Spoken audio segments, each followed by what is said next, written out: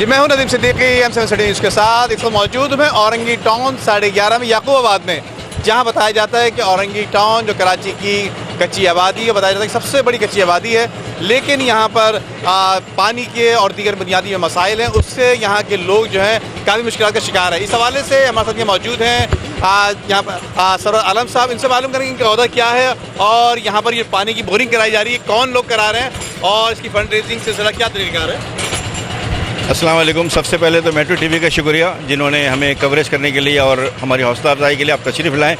ندیم بھائی خاص طور پہ گیئر کے نام سے ہم یہاں پر کام کر رہے ہیں, generating employment alternative for self reliance. میں یہاں پر senior field manager operation manager Sarwar Alam کی حیثیت سے بات کر رہا ہوں. ہم خاص طور پہ ان ریموٹ ایریا کو پانی کے حوالے سے کور کرتے ہیں جہاں واقعی پانی کی جینین نیڈ ہے لوگوں کے پاس, نہ جہاں کا پائپ لائن ہے نہ کوئی اور ریسورس ہے, جہاں پر لوگ صرف پانی کے ٹینکر خرید کر کے اپنی زندگی چلانے کی کوشش کرتے ہیں. تو ہماری یہی سلسلہ جاری ہے اورنگی ٹاؤن کے مختلف علاقوں میں.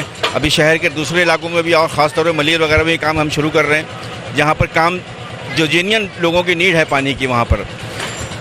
اب یہاں پر خاص طور پہ یعقوب آباد یہ اس ایریے میں جہاں پر پانی کا کوئی ریسورس نہیں ہے, کوئی ذریعہ نہیں ہے, یہاں پر صرف ایک ہی ذریعہ لوگ پانی کا اپنے طور پہ خرید کر کے استعمال کرتے ہیں. 10 سال سے یہ پانی کی تکلیف ہے. لوگ اپنے اپنے گھروں میں ٹینکر ڈلواتے ہیں اور اس کو استعمال کرتے ہیں. ایک بورنگ پہلے ہوا تھا کوئی 5 سال 8 سال پہلے, لیکن وہ کھارا بالکل کھورا پانی تھا. اور ابھی یہ صاحب میں نام تو نہیں جانتا ہوں, گیئر والے کا نام گیئر کا نام سنا ہے اور دیکھا آج پہلی دفعہ ہے.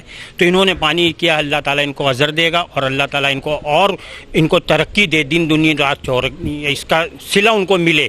ان کے ماں باپ کو صحت اور تندرستی دے, کیونکہ ایک مسلسل ایک چیز اگر جو میں 2 ٹینکر مہینے کا ڈلواتا ہوں, اب اگر پینے کے لیے میں صرف استعمال کروں تو وہ ٹینکر ڈلواؤں گا, باقی سارے استعمال کے لیے یہی پانی بہت بہترین ہے. پانی کا تو یہاں بہت مسئلہ ہے, بالکل پانی آتا نہیں. 30-35 سال سے ہم لوگ یہاں رہ رہے ہیں, لیکن پانی کا کوئی ابھی تک نکاست آیا نہیں. بے نظیر فنڈ کی طرف سے جو ہے یہاں پانی کا پائپ لائن بچھا ہوا تھا اور تقریباً 30 سال ہو گیا ہے, لیکن پانی اس میں ابھی تک نہیں آیا ہے. واللہ جانے کب پانی آئے گا.